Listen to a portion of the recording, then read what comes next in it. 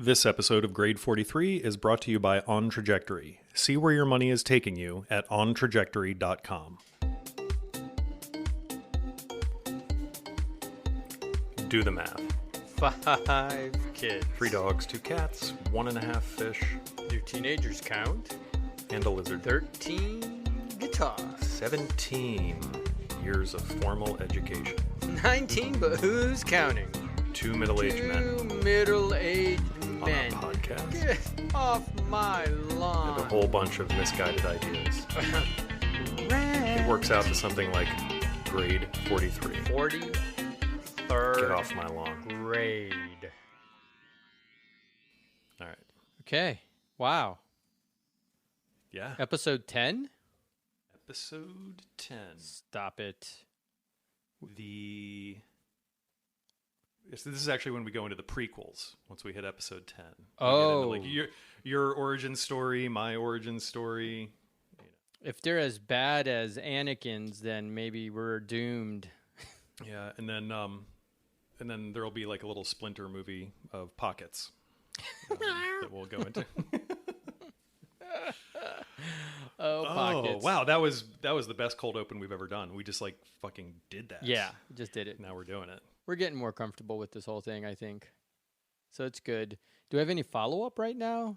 Yeah, no, I added a couple things to the follow-up document. So did you catch, and this is just the perfect thing to start off with, did you catch the Phil video about strings on Know Your Gear the other day? Yes, Phil and strings. I really want to try those coded strings now. There's going to be follow-up about that. Yeah, well, and what was hilarious, too, because he was like, well, like, here's how I used to do my vibrato, and then after 10 days with these strings, now I'm doing more this kind of vibrato, and I'm like, all right, that's pretty good. So, yeah, now we got to go start researching coded strings, and half wounds and half smokes. And, I did the half wound, right? I think we talked about it. Like, it didn't really, right. I couldn't really notice anything. Like, I think I'm completely insensitive to strings because I just don't notice much anything when I do different strings. Like, I'm just not there. Yeah, I've become numb to it because I took the PRS in for a setup, and I'm like, grab a strings so he can just go ahead and change the strings when I do it, and like, I'll put the string joys on there, and he's all like, oh, string joy, blah, blah, blah. And I'm like, yeah, whatever. Like, I don't care. Just put them on, make my guitar work good again. Yeah. Yeah, totally. I found the document that you're reading from, so that's good.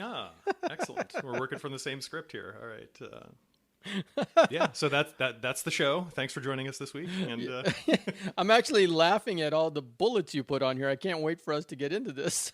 Oh, yeah. Yeah, that's good stuff. Yeah, and we're gonna have more later. But our friends over at Nova Guitar Shop gave us a telly to loaned us one of the tellies. Well, let's clarify. Us? Really? No, they gave Okay, you. sorry. Yes, we're gonna work on the Massachusetts edition of that. So you don't like tellies anyway. So I spared you. Exactly. I don't want that garbage. It's just a piece of wood with some strings on it. Well, it kind of is. And we'll have to get into talking about maybe that book, but not today. The Birth of Loud, the book about the history of the electric guitar. So good. So that'll be when we start Grade 43 book club, right? Oh my God. We don't have enough to do. We've got we've got the tones, we've got the exercises, and now we'll get into books and gear reviews in our copious spare time. Yeah. All that spare time we have. Do you want to explain Get Off My Lawn? Yeah, well, this was, I think, like, I put this on your behalf on here because, we're like, oh my God, or what are we saying when we say get off our lawn, and are we accidentally falling into some sort of like trope that's out there and bad people have co-opted as a way of like signaling something? But it's just pretty much us being grumpy old men, I think, right? Yes, that's where we are. That's my perspective. Is like, I'm a grumpy old man in the suburbs. When random neighborhood kids come and ride their scooters down my steep driveway, I want to yell at them and say, get off my lawn. And that's pretty much it. There's nothing more to it. And it's really like full of that adulting nonsense of like, well, this kid's going to get hurt and I'm going to get sued, or it's going to do something to my insurance. Because if there was none of that, I wouldn't care. I'd be like, whatever, kid, go break a leg. Like, just go away. I don't know. I still think I'd be grumpy. You'd be grumpy regardless. It's like, because I mean, the whole thing, it's about like recognizing it, right? And going, oh yeah, this is just me being get off my lawn. Like I don't have a really reasonable reaction for you except to say, get off my lawn. So. Right. Yeah. So good. I think it's important we clear that up there, and please let us know if there is some group out there that has. Oh my God, yeah, we're not trying to be a topical. What's the word? We're not in vogue kind of podcast with political commentary or anything. Right, exactly. We are far from that. This is our opportunity to get away from whatever is going on in the world right now and just like have a nice time talking about guitars and life in general. But which kind of I was going to start doing our intro for our guest, but I think there's more to clear up here because I'm curious. I don't know what we got going on here. You're mentioning Terry Bradshaw. Like, why are we talking about Terry Bradshaw? I think anyone who's listened to the podcast understands why we're talking about Terry Bradshaw. Whoops! Accidentally clicked something with my mouse. No, it came up, I think, in the context of discussing with the missus about the Josh interview and having time and all this, and she goes, I get it, like you're like Terry Bradshaw now, you don't throw the football, you talk about throwing the football. I'm like, oh my God, that's the perfect analogy. Like, yeah, don't really play much guitar, but we talk about it, we get our telestrator out and we circle all the shit that we like that's cool we even make diagrams of guitar pedals, right? We got to get that out there. We got to finish that's that. Right. Yeah. Yes, from the archives, and maybe we will release it with this episode. Maybe it's a little bit too close, because we should tell everyone what this episode is. If you didn't read whatever we're going to call it, we got to sit down with one of the most interesting humans I never would have expected to meet or be talking to. Yeah. And I never would have expected the conversation to go that way. He was just a hilariously chill and good human. Yeah. Totally, right? And what I was going to say earlier still applies now that, usually when we talk about being adults and not having time, we're always cranky about it. But I felt like Joel, so we'll just, this is Joel from... Spoiler alert. from Chase Bliss. He's the founder of Chase Bliss. When we asked him, we like to do the icebreaker of like, tell us about an adulting thing you did. And he turned it around to something like very positive, right? He's like, I went out for we'll let him talk about it in just a second. But like, you and I are always like, adulting, adulting, get off my lawn. And he's like, he had a spin that was very positive, which I think pretty much represents, it like perfectly encapsulate why I think he's successful right now. Because he just sees things as, he's got a more positive spin maybe on things. Yeah. I don't know. Yeah. Like water off his back. Yeah. And he's a happy duck. Right. So, yeah. Yeah. So we'll let it carry itself. Here you go. Here's us yakking to Joel Korte from Chase Bliss.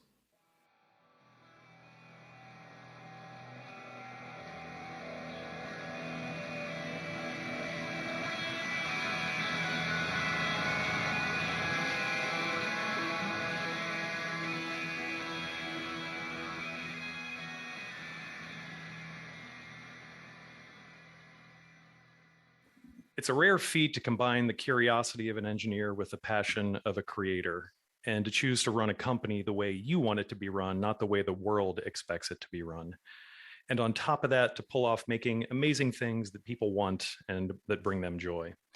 Now, we're not a gear channel, so we don't necessarily want to get into the supply chain logistics of what Chase Bliss is up to, or really review their gear, even though we both have certainly spent time with it. But after seeing founder Joel Korte's video about changes in his company, Chase Bliss, and doing a little research, it was evident that this was a guy that we should talk to. Joel has taken his company from a small group of engineers in Minnesota, from a pursuit to a household boutique, if there is such a thing.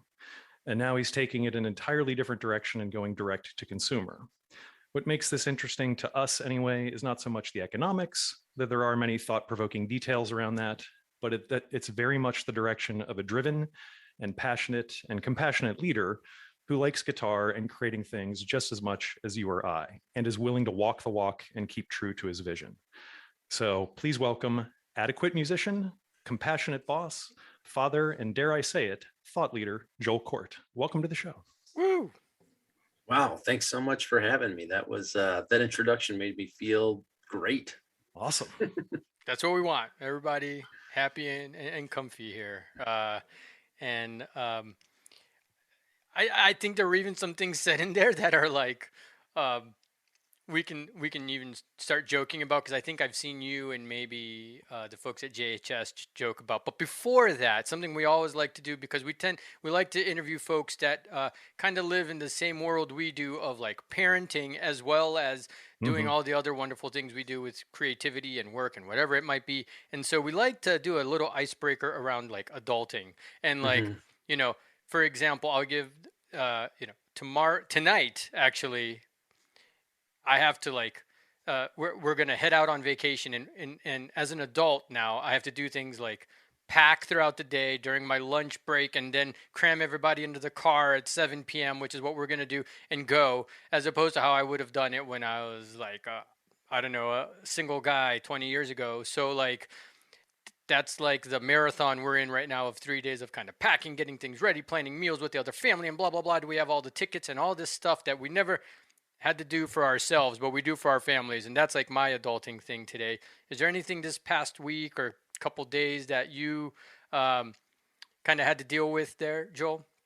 It's interesting. The thing that comes to mind is I don't know how things used to be, because I kind of can't remember, but it seems like you just, and maybe this is just not even a product of having children, or it's just being an adult, but it seems like you just so very rarely get to do what you want, like actually what you want. And I think it was last week, I've been trying to just walk more, because I realized that I just love walking and listen to music. It's just step outside your door and just walk around for a while, and it's so easy. And I just never do it. And last week we got the kids to bed a little earlier than normal, and that's such an exciting that's an amazing feat, right? Wow, like it's just, you know, a small feat. It's like the whole world's just open to you for like that an extra hour half before hour you start getting tired, you know. And I told my wife Kelly, I was like, I'm gonna go for a walk, and because she usually that's when we hang out, but she had to work. And she's like, cool, yeah, go for a walk. And I listened to the new Kendrick Lamar album, which I'm kind of obsessed with, and just went for a long walk, and it just, I don't know, it just felt so good. So I guess that was sort of like the anti-adulting no, but see, just, you know, it's just little stuff. But that was awesome. You make a decision. Yeah. But that was awesome, because in a way, you know, Brian and I are always like in the complaining mode or whatever. I don't know, like, so I'm an adult, I got to do the thing and blah, blah, blah. But then there's that other side of learning to appreciate those kinds of, it's like, oh my God, I got to go for a walk for an hour to myself, and it was amazing. And like, I wore my favorite sneakers, and like, I got to listen to this music, and it was awesome. And like, I wouldn't have cared about that like one iota 20 years ago that would be a big deal or not. And now it's kind of awesome. It's like it's the infrastructure necessary to keep doing all the hard stuff, right? I mean, like you can't do the hard stuff indefinitely. And you know, hard is like in quotes, right? Because it's so fulfilling, but it's not zero effort, right? So. Yeah. And I think what I'm trying to do is like, I think sometimes we get ourselves or I do, I don't know about you guys, but these mindsets of like, oh, I can't go for a walk because of all the other like super important critical things I need to get done. But trying to like really think about that, you know, it's certainly like that with music with me, where it feels like I have to be so intentional about, okay, I'm going to play music now, and it sometimes I feel guilty because there's other stuff I think I'm supposed to do. I was going to bring up the G word, because that's my biggest thing, the guilt thing of like, is it okay if I take this 30 minutes now to do this thing instead of weeding the garden outside that's kind of looking a hot mess right now? Yep. Yeah, it's hard because they teach your characters what you do when nobody's looking. But man, sometimes you just got to have fun, right? You know? Yeah. Mm-hmm.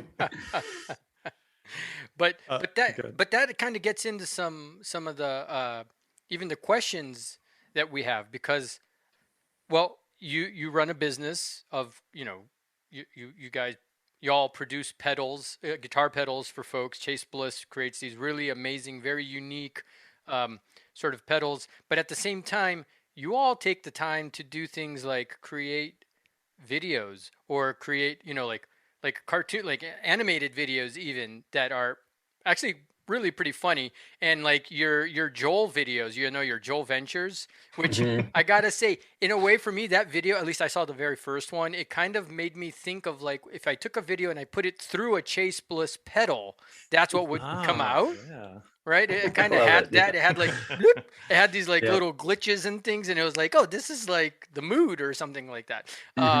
So what? Because you were talking about having to make the time, we're talking about making the time to do all the things.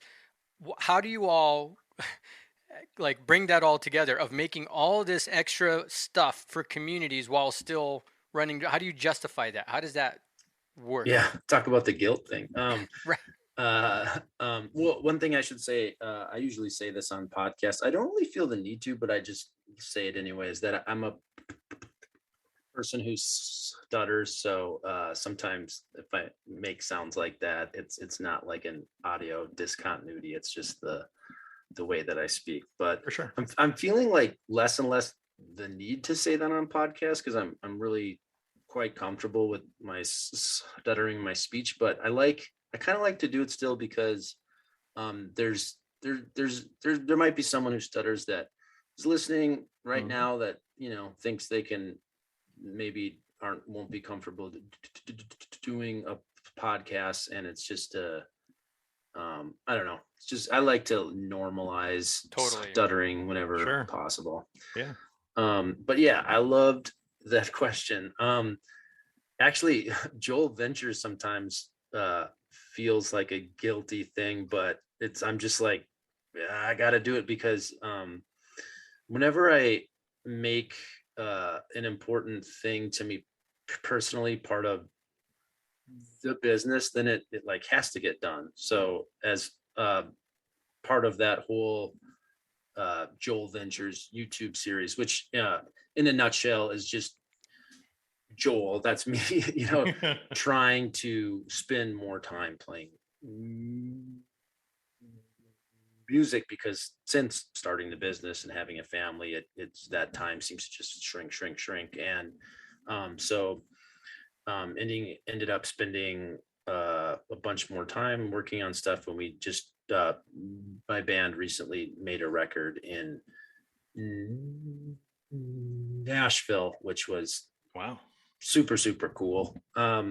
And I've already forgotten exactly what the question was, but well, it was about doing that stuff and still running your business. Like, how do you justify doing all that? And you even just mentioned, like, you all want to spend more time making music. So does making the videos scratch an additional itch or help you be able to do more of the music? Is it another creative side that you want to kind of pursue? Like, we have this podcast. Like, do we need this like, he and I both have no time to play guitar, but so why don't we just start a podcast? Well, okay, but now we're just talking about the guitar thing. But I guess that's the circuitous way to get that to doing what you love, right? Yeah. I mean, I think for that stuff, it's more just like if I feel like if I don't do some really fun, interesting stuff every once in a while, because running the business is super stressful and it's a lot, so if I don't put some of that stuff in there, it's just kind of like, what's the point of anything? Like I just feel like I have to. And in terms of the cartoon, that was more of like a friend of mine. I can't remember all the details how it started. I think maybe he got laid off or something and was wanting to do this animation stuff. And I just came up with this idea, and it was during the pandemic of having this weird balloon character we developed in a web series just fly around and stumble upon artists that we work with and get them to do voice performances of them interacting with this purple balloon, and then making this cartoon out of that. It didn't really go quite as well as I thought, as far as like well, I'll say this, I don't think it went very wide as far as the viewership went, but I do hear from a lot of fans of the company that they liked it. So it was fun. It brought me a lot of joy and happiness, and I think it helped us connect some more with some of the favorite notable artists that we work with, like Nels Cline. Yeah. That kind of blew my mind. I was like, that's Nels Cline. What the heck? Yeah, that one was particularly there was definitely some discomfort there, because I actually know I consider Nels a friend. We've hung out a few times, and we email pretty regularly. But I've never interacted with Jeff Tweedy at all. And he's one of my favorite musicians of all time. And the animator and writer of the cartoon is this friend of mine named Matt Lateral, super talented guy. And he sent me the script for the Wilco episode. And it's basically, it's like Jeff Tweedy eating garbage out of a dumpster. And, eat the bread. Yeah.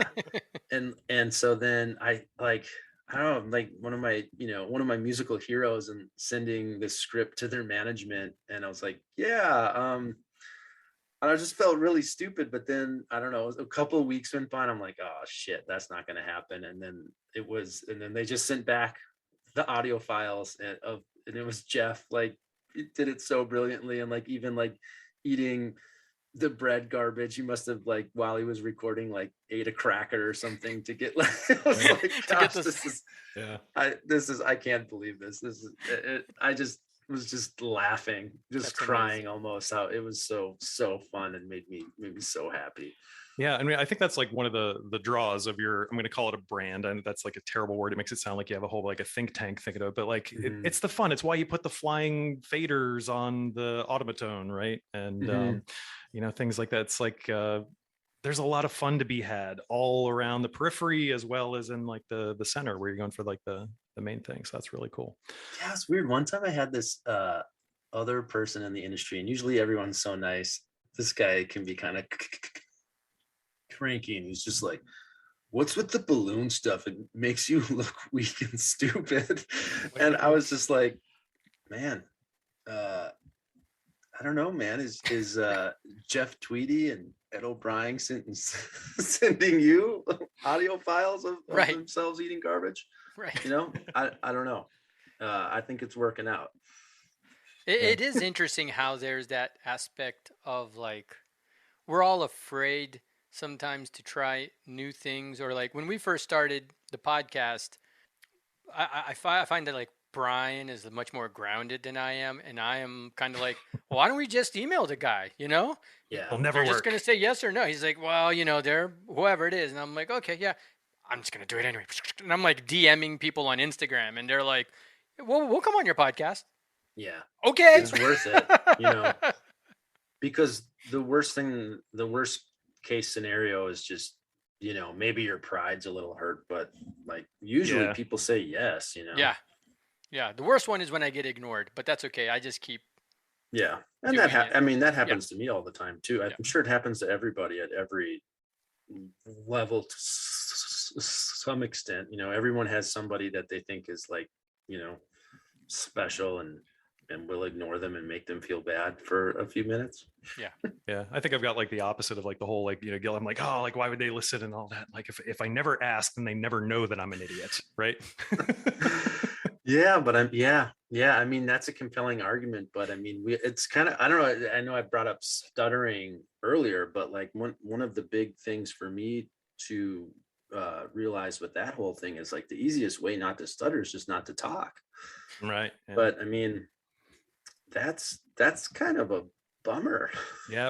Or I've heard that like, like anything that they can do to like train it out, if you just also train some of your personality away, right? Like you don't have any of the same zip that you may have, right? Yeah. I've been I've learned how to talk like a robot, but I felt like, the social penalty of that was worse than stuttering. Yeah. People probably think you're a jerk when you talk like that or something. Hello. My name I am very Joel. pleased to meet you. Yeah, absolutely. So let's talk a little bit about, you must have had a hell of a past month, 6 weeks, however long it's been since announcing. And for our listeners who aren't, big Chase Bliss fans or who follow this, like, so you sell your pedals, I think I bought yours off of Reverb when I had a little brief fling with a Automatone. And then I was like, not that this pedal wasn't for me, but this was, again, my little version of imposter syndrome. Like, I'm not smart enough to work this thing. So I sent it to Kalimar. But I imagine you've had an interesting time, announcing that like you're going direct to the customer to make a better customer experience, when I'm sure everyone's sitting on your shoulder, like the business heads are going like, well, no, you need to grow, you need to scale, you need to offshore, make it cheaper, better, faster, bigger, more. So a couple questions. So one, what was like the all hands like when you decided that, when you brought the team together and announced them, or if they learned by the video, I don't know. And then, what's the most interesting feedback that you've gotten? Like hey man, I saw what you did and X. Yeah, well, for the first part of it, I definitely don't feel like it was just my decision. Like it kind of started a few years ago where me and we have 4 manager level type employees at Chase Bliss, and we have regular meetings to talk about production and everything. And a few years ago it just started like, why don't we just sell direct? And it was just kind of like ha ha ha, like right. That's a funny joke. And then it just kind of kept coming up like, well, gosh, what if we just sold direct? And then maybe it's like a year ago where someone said it, and I looked around and I was like, that really kind of solves all of these issues we've just been arguing about. Yeah. And then it just sunk in like, yes, we're doing this. We're going to do this. And then everybody that we talked to about it and kind of explained the thought process behind it was like, yeah, we should do that. Right. And so I don't know, ever since we made that decision, things just feel lighter and nice. I was very stressed out about the announcement itself, because I don't like to disappoint people, and I knew and I love a lot of the dealers that we work with. I'm not all of them, but I love a lot of them. and I knew it was going to bum them out. So that's just, you don't want to bum people out that you like. But I also thought, if I just really, because like they're like, how are we going to announce this? I'm like, I just want no cuts. I just want to like talk, say, just walk through why I made this decision. And if anyone's super mad at me, if they watch that and they're still super mad at me, then like, that's fine. I'm probably just not going to be friends with that person anymore, right? Because that's just, I feel like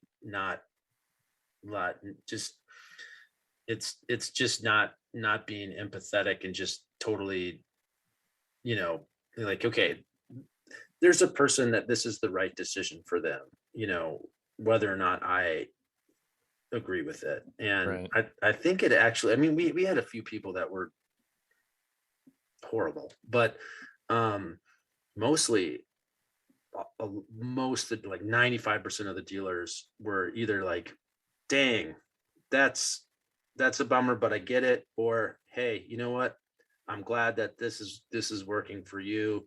If you ever change your mind, we'd love to work with you again. That's awesome. So many of that, and that's just that was just so nice.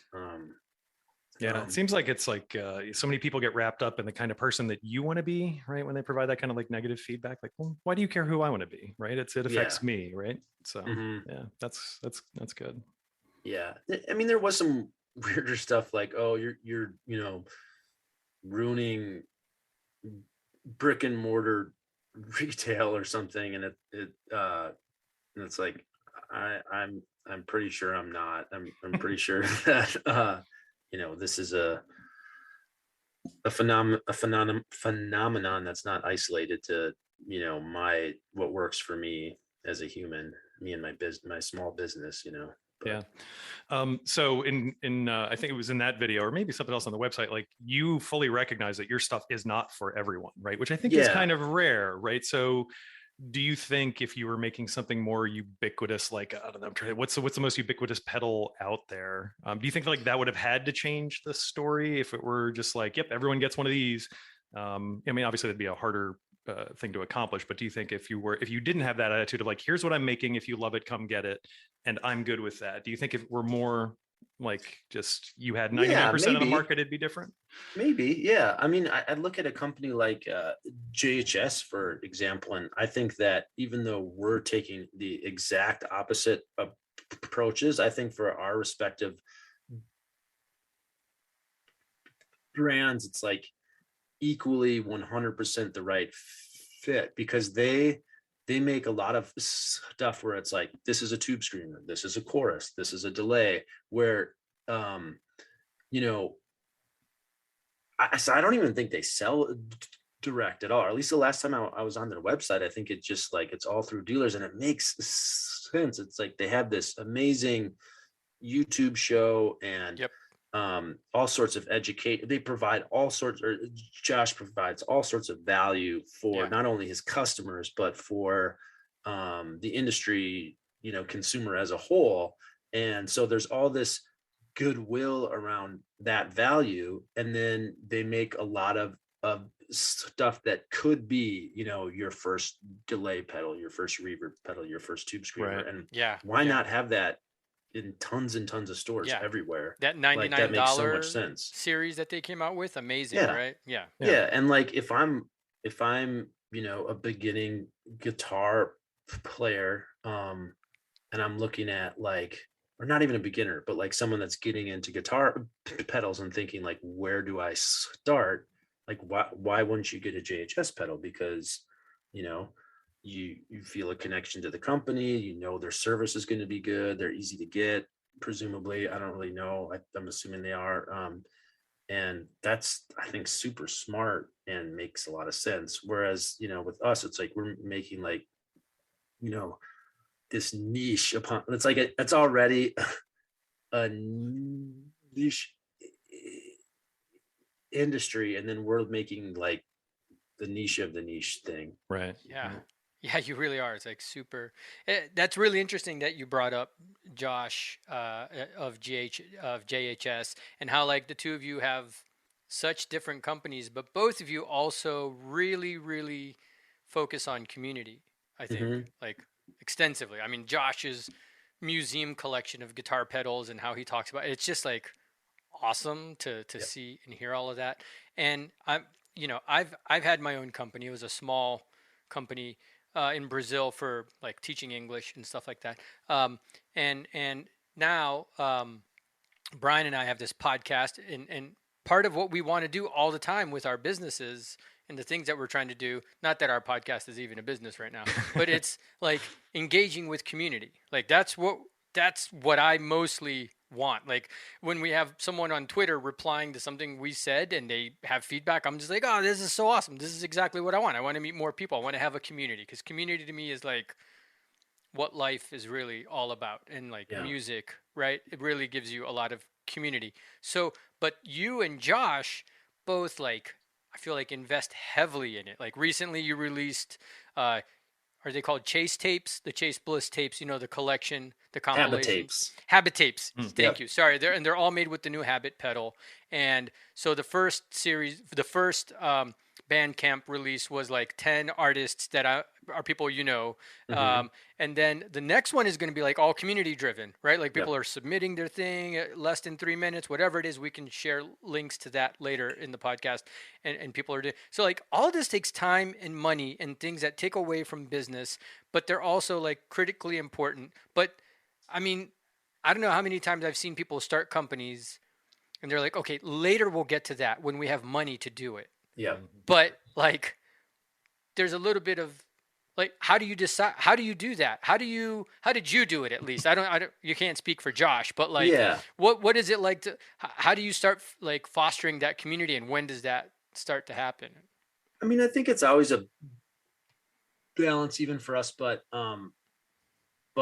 it kind of goes back to that same thing we were talking about earlier. It's like, if we're not going to do this stuff, like, I don't even want to do anything. It's fun.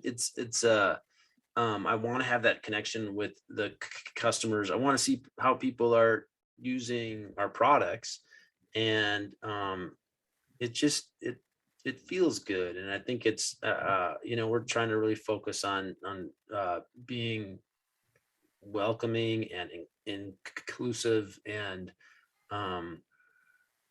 we're just trying to always think about different ways to do that, and also just make music and have a good time, and feel all the benefits that come from being creative and making music.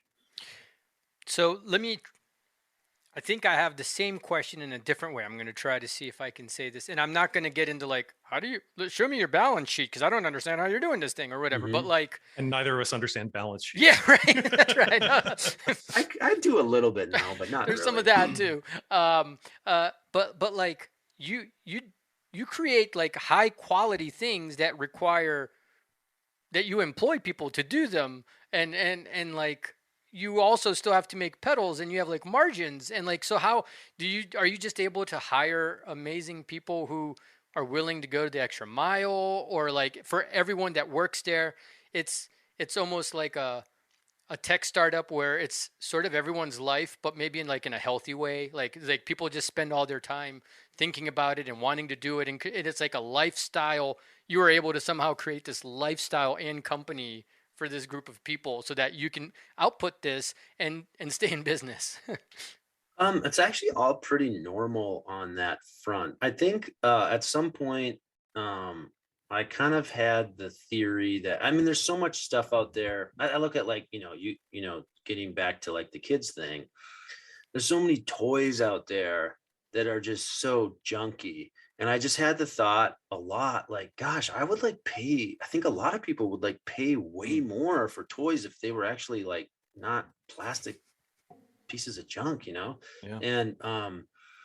And so I kind of had, this theory that if you just make really nice stuff, hopefully there's enough people out there that will want to pay the extra thing for the nice thing, and know that it's supporting a company that has employees with really good health care and a living wage and all of those things. So actually, I mean, some of our employees aren't even really into guitar pedals that much, but they're really good at making them, and they're really nice, thoughtful individuals. And yeah, so I kind of, I don't know, I approach everything from a place of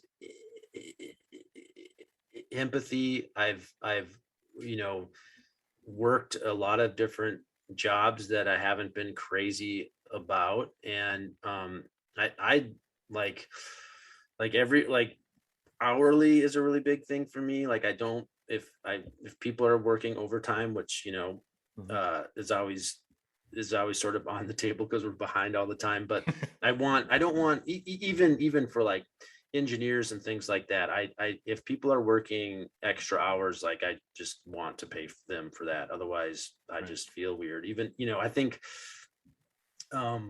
it's hard to run a business no matter what, but I always want to come from a place of just not taking advantage of anyone. And even if Chase Bliss is a cool place to work, and maybe could get away with paying people less or whatever, it's just, yeah, it's actually pretty normal.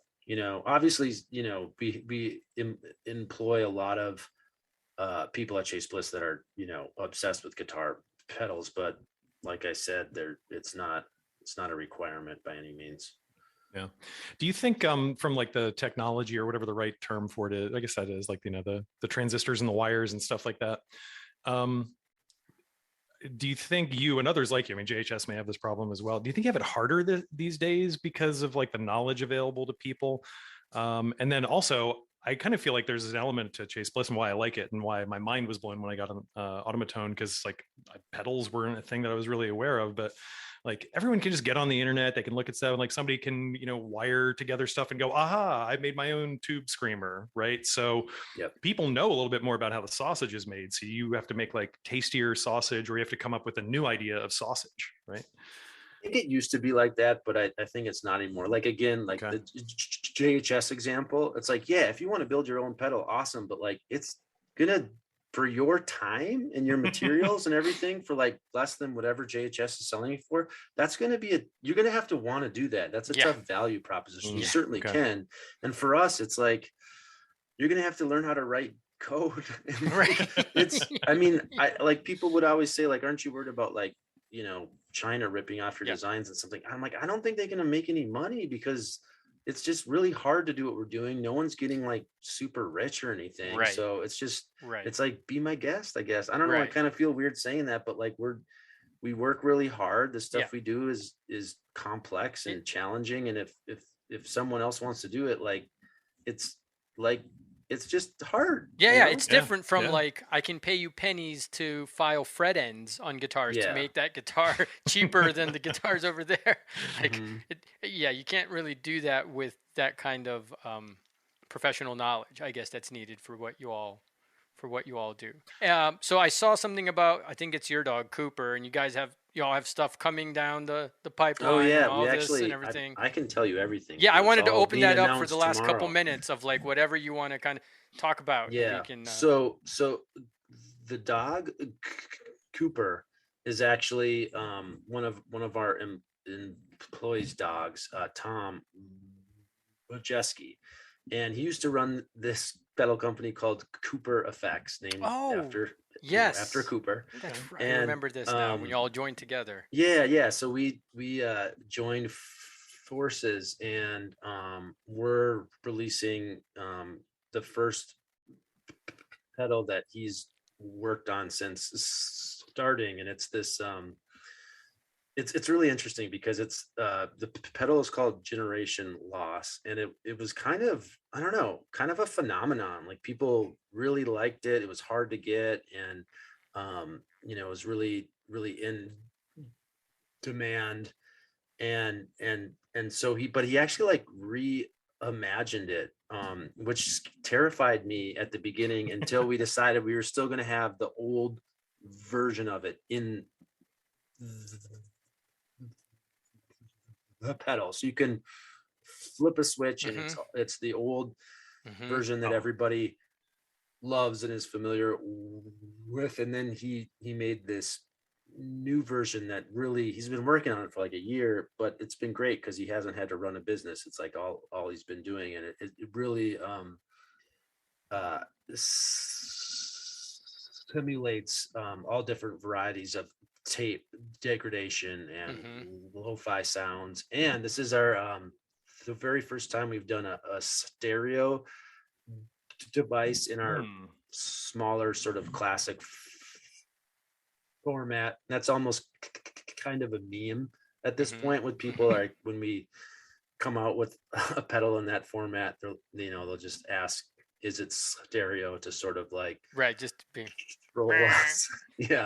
But this one actually it is. You're gonna have so I think people are gonna like it. It's super fun for me because I haven't been very I'm just not involved with, you know, the development really. He's kind of able to do whatever he wants, which I love. And I recently spent a bunch of time with it last week when we were shooting a video, and he was showing me everything, and I'm just so happy with how it turned out. That's awesome. Nice. That's so cool. And like I mentioned, we'll add links to stuff about the Habit tapes. Okay. And awesome. And I guess we talked about it enough. You know, Habit is one of your new pedals. Yep. It's a very sophisticated delay pedal, but you can do so many for cool us, things. For sure. Well, yeah, it's over my head. It's sort of a happy accident machine. Yeah. You know. Oh, right. Yeah. And so people are plugging in different instruments and just taking it in all sorts of different directions. And you all are going to have that on Bandcamp. I think the first one was free for people to be download and listen to. The community one, I guess, will probably be. Yeah, I think it'll be the same thing. And the way we have it set up, if you want one of the original ones, all you have to do is submit for the next round, of habit tapes, and then you're able to get a tape. And then I think we're going to pick, I think it was 16 of our favorite submissions, and then do, the next collection. Yes, the next collection. And I think the first 100 get an actual cassette tape, and then exactly. they're going to have to go ask their grandparents for a tape player. Gonna go steal a car, right? It's kind of silly. I saw them at the record store here. People are getting back in. I get a Walkman, especially a few years ago. Yeah, I don't know if it's quite as popular. It was, now I think CDs are coming back. Yeah, my nephew's a 10-year-old. He has a CD player. Folly or bliss, but how do you know that you'll still be able to chase it? Founding anything, a company, a family, a podcast, or any sort of endeavor requires all sorts of planning and learning about things like balance sheets and the like. Planning for the end of your tenure and retirement is just as much work, if not more. There are so many corners to see around to figure out, when can I retire? You need all the info you can get, and that's where On Trajectory helps. Did somebody say On Trajectory? Hey, it's On Trajectory founder Tyson Koska. Hey, Ty. Hey, I was just, in the neighborhood, thought I'd pop in. That's awesome. Why don't you, could you just tell us a little bit about what led you to found OT? It was to answer one question. When can I quit my soul-crushing day job in corporate IT? That was the only thing that I wanted to know. I mean, I didn't really care about retirement per se. I don't mind working. I like working, but it's an unfortunate fact of life that jobs that are fun and rewarding, they just don't pay very well. So I had a young family. I was consciously maximizing my earning potential. I was taking whatever mind-numbing project that my corporate overlords dreamed up. I just, did anything. I was actually traveling to New York every week.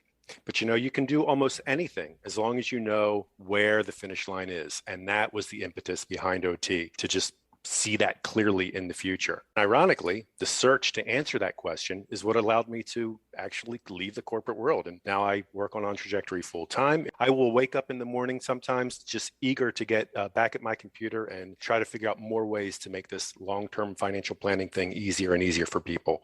So I guess in a way, the question that I had answered itself. That's amazing. And folks, if you haven't checked it out yet, please go to www.grade43.com/OT to sign up today and see where your money is taking you. Thanks to On Trajectory and to Tyson for being the very first sponsor of Grade 43. Joel, thanks for bearing with us on all that. Yeah, it's all good, man. I got panicked. We do this too at work. We've never done the big thing. Yeah, I mean, that's the thing. It's really good audio. It's really good video. It's really stable. But come on, guys, I don't need a whiteboard. I just need to talk to people, right? Yeah. You know what I'm working on? There's an open source version of this, and I set up the open source through DigitalOcean to run it on demand, and it's like $5 a month. So I can email the detail. It was super easy. They have everything ready. You run a script and then you just start up your little server on DigitalOcean. And it's Jitsi is the name of the open source, but you can't record. If you want to record it, you have to add another package to it, whatever, but it's not that, not bad. Your code's more complicated than the DevOps code that I'm noodling with there. So cool. We all work in a couple more things, but just didn't want to be pinch about. So I got a question. Do you run your own Twitter? You run your own Twitter, or do you have a comms team that does that? So the Twitter it used to be that Instagram was kind of, when I started the company, it was just me, so I did everything. And then the Instagram direct message situation started to just overwhelm my life, as we getting so many DMs from there and so much stuff that it was really, I was checking it all the time. My kids and my wife drove them crazy, and at some point I was I just need to never check an Instagram DM again.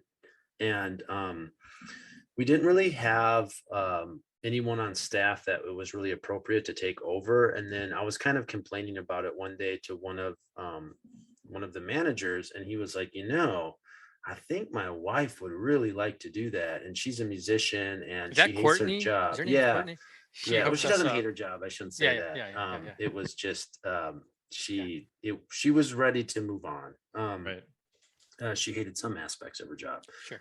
So we talked and we're like, yeah, let's do this. And so she took over that, and she does a lot of other stuff. She's her title's creative coordinator, but that I still post on Instagram, maybe like half the post, and then she does like the other half. Okay. But I don't really respond Sure. to the comments or the messages. I do every once in a while, but Twitter, we don't have really that many people that follow us. And I found that that's like the only social media I personally was engaging in. Cause I was like late to Twitter. I didn't start an account I didn't actually like engage with it. And then it was kind of fun. So I was like following people and I'm like, oh, Twitter's kind of fun.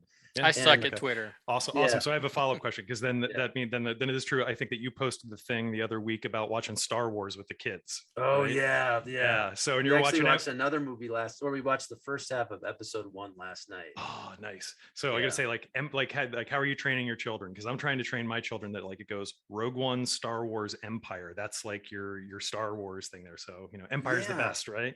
Well, yeah. That's my favorite. I think they know all about Star Wars because it's like there's so much Star Wars stuff now. So they were familiar, like they already knew that Darth Vader is Luke Skywalker's father, so they couldn't, that part wasn't going to be a new spoiler alert. Yeah, exactly. Oh yeah, sorry y'all. But I tried maybe a couple of years ago because they would talk about they wanted to be Star Wars characters for Halloween, but they never watched the movies. And I was like, cool, that's cool. I'm like, do you guys want to watch the movies? And they're like, no. And I was like, maybe like a month ago, they're talking about Star Wars again a lot. I'm like, do you guys want to watch the movies? Because I'd actually really love to. I think you guys are old enough. I think it'd be cool. And they're like, yeah, we want to watch the movies. And it is so fun watching it with them. I mean, the only thing that's not fun, but also is super fun, is like every 5 minutes I have to pause and answer like 20, like they're so into it. And they're like, well, what's this and this? And I'm like, listen, I can tell you, but I'm not really, I shouldn't yet. And one of them wants to know everything right away. And the other one is like, no spoilers. And one, I screwed up recently during episode 1. It's not every 10 minutes, like every 2 minutes I'm pausing it because I want to watch it too. Cause I remember episode 1, it was reviewed horribly and everyone said it was, so bad. So I think I've only seen it once when I was like 15. So I was watching it again last night. I'm like, this isn't that bad. I'm like Jar Jar Binks, everybody, the kid thinks he's great. So I don't know. I think it'll be interesting watching, the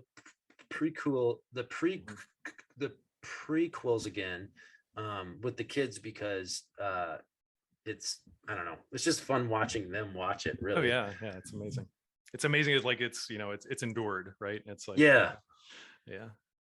That's cool. And so I'm kind of into it now too. I'm watching that new Obi-Wan. Oh yeah. I haven't gotten that one yet. I'm really liking it. I don't know. I try to stay away from like the internet chatter. It seems like maybe some people think it's bad, but I think it's a lot of fun. I'm enjoying it. Yeah, I like it. I love Leia. I mean, that little girl. Yeah, she's so Leia. It's just like I love too that it's like the relationship, because I just watched episode 4 with the kids. It's plausible because Leia and Obi-Wan are never like really together in the movie. So they could kind of make their history whatever they want, and so I found that quite fascinating and lovely. Yeah, I love it. You got to see it. It's so good. This little girl is so good. That's cool. I'll add to the list because I missed out on the whole. I know it's not Baby Yoda technically, but I missed out on the whole Mandalorian. Yeah, that was great too. Mandalorian. That's my favorite Star Wars thing. Wow. I've ever seen. And again, I know some people people get really passionate, and I've heard a lot of people don't like that, but I just thought it was amazing. I love that. Was made by Star Wars hardcore Star Wars. Oh, really? Nerds. Oh, okay. Yeah, that who know the whole origin story. Oh yeah, I feel like that's what I always hope Star Wars would be.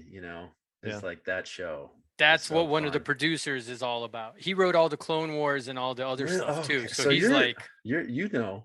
I watched all the behind the scenes. That's all I know. I'm not that much. Kalimar's got a blog. Right. No, I always feel like I kind of like if someone's like, "Oh, you're like a Star Wars nerd," I'm like, no. I mean, I like it. I'm definitely not. I don't know. I say AT-AT and I get yelled at. It's not AT-AT. It's AT-AT. I'm like, okay, I'm not a Star Wars why nerd. do I want? I feel the need to like really over-explain to people that no, I'm not like that. Right. Well, mine is to be that like mine is more like it's not that I'm not a nerd. I'm okay. I embrace nerddom. I just don't know enough. So don't ask me. I just know that what I saw on the Disney behind the scenes thing. That's what I know. I love it. Yeah, that's cool. So I get equal in our nerddom. Yeah, I got a bit of a weird question here, and it just came to me, right? So, has it occurred yet where like the kids have to do like a school project that explains what does dad do, kind of thing? Because I remember having that as a kid, and my dad worked on the Hill in DC, and I had like no idea what that meant, so I did it on my brother who worked at McDonald's. so like when they're like, what does daddy do for it? Because I work from home, and my son thought I was unemployed for like 2 years. I'm like, dude, I work from home. Like you hear me on the phone. I'm not making things up. So I think I haven't seen this yet, but I have. It seems like there are some projects the kids did for Father's Day that they're sitting on, and that are gonna be revealed to me, over the weekend, because for Mother's Day they brought some stuff home, and it was like, what does mommy do for work? And she has 2 computer screens, and it was like works on 2 computers. That's nice. Like what mom does. That's what mom does. Yeah, we'll watch your Twitter. It'll be interesting. We'll watch your Twitter account and see what happens. Yeah, my 7-year-old has, I think, a pretty good handle on it, but so it'll be really interesting to see what he writes compared to my 5-year-old, which I have no idea what he'll put. Yeah. Well, also, it's been so amazing speaking with you, Joel. I mean, so glad to get the opportunity, and so glad you say yes. And as we talk about our life responsibilities, we're looking at the clock going, oh, now it's not Zoom crushing us. It's our adulting is crushing us. So, yeah. Thanks again for the time. It was a blast to talk to you. We'll drop the links in here and shoot you the episode to preview. And and we'll see what happens on Father's Day on Twitter. I'll make sure to tag you, and thanks for asking me. You guys are super easy and fun to talk to. So feel free to ask me anytime. Oh man, thank you. We're friends now. Woo! Sweet. I wish we were up in Minnesota. So that's awesome, dude. Thank you. Yeah, I have like more meetings. You probably have meetings too. We really appreciate you being so flexible. And you now hold the record for number of Zoom meetings we had. That's right. Yeah, we'll have to. That was 3 today. Yeah. Our goal is we've had this running joke that most podcasts fail after eight episodes, and if we get through like a year of this, we're gonna have every guest back for like a big shindig of some sort there. So love it. I'll be there. Yeah, that'll be fun. Awesome. You'll talk to Phil. Do you know Phil Mcknight? Have you guys interacted? Never talked to him, oddly enough. He talked about you a lot the other day. Really? I think he's so big that he's like, he's in a different stratosphere. Oh, I think he thinks it's the other way around. Oh wow. Yeah. Okay. We're gonna have to remedy that. Yeah, we talked to him, and he's just a dude doing what he loves. I literally emailed Phil and said, "Want to talk?" And he said, "Sure," and gave us like all the time we wanted, and was just and talked about us on his YouTube thing, which turns into like 200 downloads for us, which was like, whoa, amazing. So amazing stuff. Yeah, man. Phil Mcknight, you need a Phil bump, Yeah. Oh yeah. Exactly. That's what we called it, the Phil bump. Yep. Nice. That's right. Right. Well, cool, outstanding, man. All right. Be well. Thank you so much. Thanks again.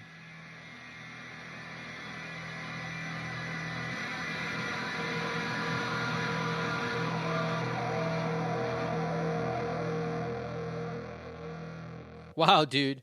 How is it possible? Because neither you or I remembered when we did the intro bumper that we talked about Star Wars, but like at the opening of our show just now, we talked about episode 10, Anakin, all that. Yeah. And what did we finish on with Joel? We finished on Star Wars, and he brought it up. That was fantastic. Well, I mean, yeah, kind of. But yes, it's still serendipitous. This has all been, foreseen. We also, this didn't make it into the last episode, but I heard this clip and I was like, oh, I should put that in, but it won't make any sense.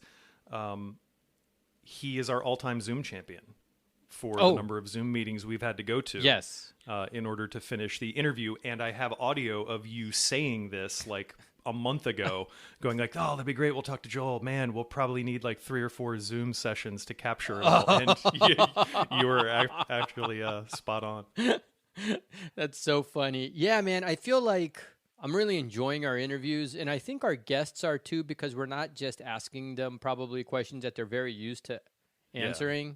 You know, not that I'm not even trying to brag about it. It's just like, I just think it's cool that our guests are willing to stay on the line with us for like 2 hours every time, just talk. And we're usually the ones that are like, okay, it's time to wrap. Yeah, we're like, thanks for doing this for us, but it's getting kind of old now and we need to go. Yeah, right. It's more like I got to get back to my day job every time. Yeah, exactly. Yeah. So did you do your homework? Is this the part where we talk about Cornell Dupree? Yeah. And so it's Kirk Fletcher. Just to be clear, the homework assignment was palm muting. And it's like, what the hell, palm muting? And it's a rhythm lesson by Kirk Fletcher, who is an amazing blues guitarist. We'll have a link to his album on Spotify. He is just amazing. But the lick is inspired by Cornell Dupree. The Sound of Silence. Yeah, Cornell Dupree. The Sound of Silence. That's right. Muting. It's by Marceau Marceau. Wait, here we go. I'm muting right now. Oh, okay, and I just muted again. So I'm not doing the lesson, but I'm getting a lot of practice. Yeah, right. With your pedal, with your rolls, mic mute. Yep, that's right. Oh, man, anyway, this is so weird doing it this time of the like we folks. If we sound different, we usually don't podcast in the mornings. Yeah, usually this is an evening activity. So this is a summer treat, and I don't know. I feel like I'm at work. I'm like, all right, what's my next meeting? Right. What's the next topic? Let's record that next bumper. Cool. All right. Well, all the same things apply. Find us on the socials, grade 43 or 43rd. Yep. 43rd grade on Twitter. Info at grade 43. Tell us stuff. It was fun interacting with you people on the shout outs last time. So. Yeah, totally. We had, that was great. Cool. And get off my lawn. That's right.